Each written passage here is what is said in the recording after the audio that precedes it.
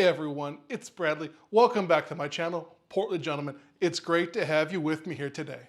Today's video is all about the Brewtools MiniUni Plus.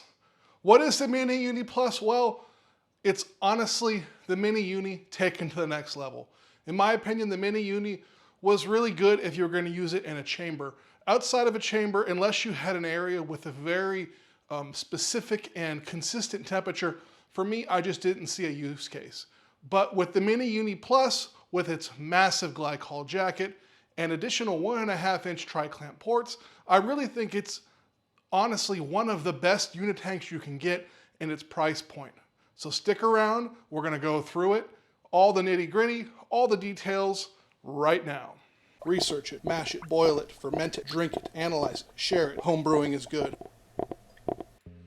Let's check out the MiniUni Plus 30 liter.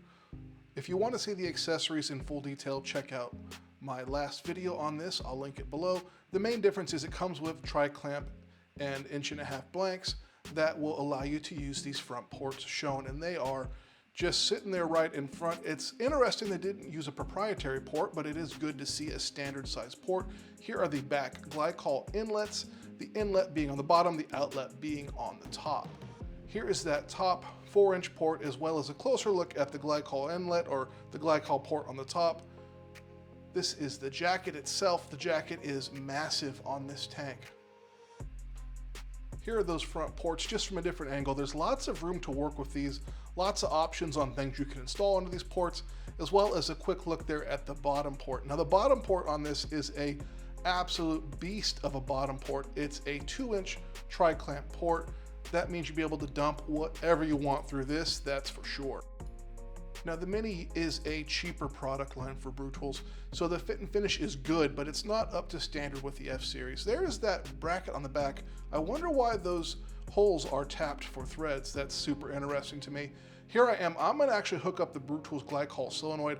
I had to order a couple adapter 90s to make it work the way I wanted and to be able to use a tri-clamp. In my setup, I mount the solenoids or valves to the tank itself. I don't mount them on the wall. This is just how you should properly tape something. Again, it's not the end of the world, but I figured I would show it to make everyone's life a little easier. Start it by hand, of course. Now you could use a box wrench, but I'm using a crescent wrench, and because mine says snap-on, that means I can do whatever I want. Trust me, there's no way with a snap-on crescent you'll ever round anything off. And there we are, tightening up the tri-clamp flange in the bottom. Notice my tape job. It actually held when I tested it, but it's not my best Teflon job I've ever done. Here we are oriented right way around, getting ready to drop on that Brewtools Glycol solenoid valve, and that secures itself with the tri-clamp. Easy as can be. Just get it nice and tight, and you are good to go. If it's your first time here, please consider liking, commenting, and subscribing, sharing the video. Even if it's not your first time, everyone, it really helps the videos out tremendously if you share it. And if you comment, it also helps the video within the algorithm, within the evil kind of madness of YouTube, and I would really appreciate it. Here's that glycol exit port. Again, I'm gonna get this guy tight. It is a nylon component, I believe these are made out of. You wanna get them tight, but not crazy tight. I apologize for the autofocus here. I'm not sure why I thought I should use autofocus, but yeah, it's interesting. But there it was tight. And here is a novel component, first of its kind. It is a silicone dip tube with an integrated gasket. Man, this is interesting. Stay tuned for my future thoughts and use of this. Never seen anything like it. Because of that integrated gasket, you can just stick on any 1.5-inch tri-clamp valve. This is a Brewtools valve because, well, I've got them lying around, and I think they are some of the nicest valves you can get. Just get it good and tight, just like any other valve. The front port, for now, I'm putting in a thermo well. You could definitely use a carb stone or anything else in there you wanted to get the job done. I always like to put a blank stainless steel on front of my valves, not plastic. And here she is, fully built in all her glory. Here's a quick look at the specs of the 30 liter. If you want to pause it now. Look at that beautiful Brewtools valve. Again, my stainless steel blank, not one of the plastic snap caps. I think that's the way to go. I feel safer that way. There is that glycol valve. Again, it's not plugged in, but the plug goes in the top, and there's a dripless fitting with another tri-clamp on it. And of course, you could use the Mini Uni pressure kit with this guy and the handle tri-clamp handle. It's just so awesome. And there is a giant 2-inch valve on the bottom. This guy is going to be wall mounted, so I'll also be using a diaphragm valve at times. And here she is from the top down. In a minute, we're going to jump into a couple of my thoughts and a little bit of kind of do's and don'ts, as well as some stuff I would like to see and some issues that I've had and what I think you could do to avoid having these issues. All right, so that was kind of how I'm going to use it, how it's put together. I honestly haven't yet wall mounted it because I need to get some more kind of rigging over here in my unitank area.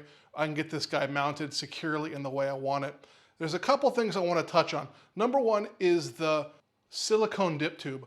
And this silicone dip tube, honestly, it really is, it is something pretty unique. It has that little tab in the front that if my camera will focus, you'll be able to see. There's that little tab. That tab lines up with this weight. And there's no way to turn this when it's inside of the vessel. So talk to the hand, no. So when it's mounted, it's gonna look something like this. So there's this little tab on here, which is gonna be right there.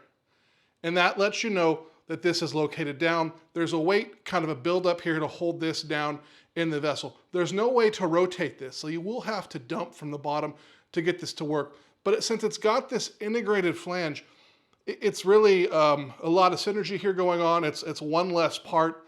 I'm really keen to try this out and see how it works. I've never seen anything like it. I'm quite enamored with it. I think it's really, really good. I am told that Brewtools is going to make a standard racking arm for the Mini Uni Plus. Again, it's gonna need that because of the cone shape and the depth. You know, a regular racking arm that will fit in the 1.5-inch port, honestly, it's not gonna be long enough. Yeah, it's not gonna have the length you're gonna need. One of the other things you see beside me is, so like I said in the voiceover, I like to mount my valves on my tanks. That's how my glycol loop is set up. Personally, I think it's best to have them there. That way I can contain glycol in each vessel if I need to disconnect them. So on the top port, I'm gonna be using one of these. And this barb here, this is a dripless fitting, and it has a barb, and it's a 90, so that there won't be tension on that connection. Just thought I would share that and call it out right here. And you could use these straight into the Mini Uni itself if you had your valves located somewhere else, or if you were using pumps submerged in glycol and not running a loop like, say, I am. Some of the other things you can do with this vessel, the Mini Uni Plus, as well as the other F-Series, is you can use one of Brewtools' massive 2-inch diaphragm valves.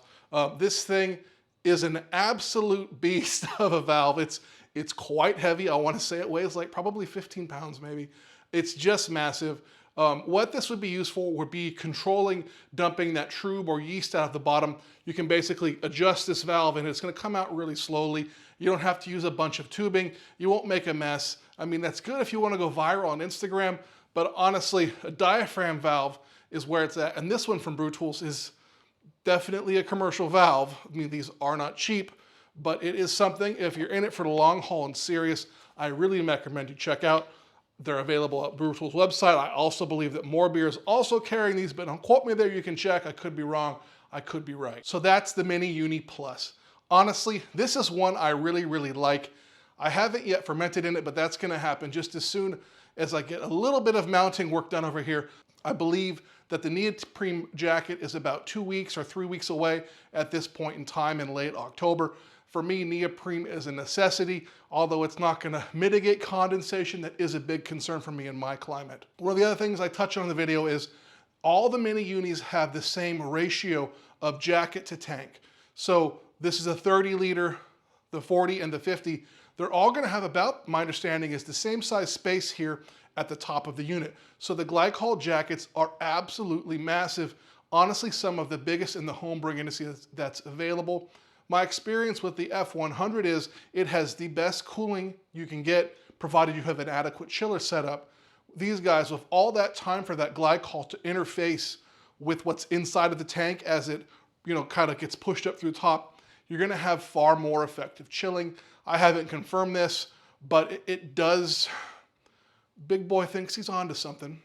Anyways, everyone, thank you so much for watching the video. It really means a ton. Thank you so very much. Remember, I've been Bradley. Home brewing is good, and I'll see you real soon. I think this is like, the stainless is like 1.4 mil or 1.5. Not many tanks are built this heavy. And you have to handle them or understand what everyone else is offering to get it. And why are the holes in this threaded? I mean, the fuck? Yeah, I don't know. Anyways, yeah, that's probably shouldn't be in the video. Yeah. You know, honestly, you know, I shouldn't, but here I am, surprise. All right, thumbnail. Yes.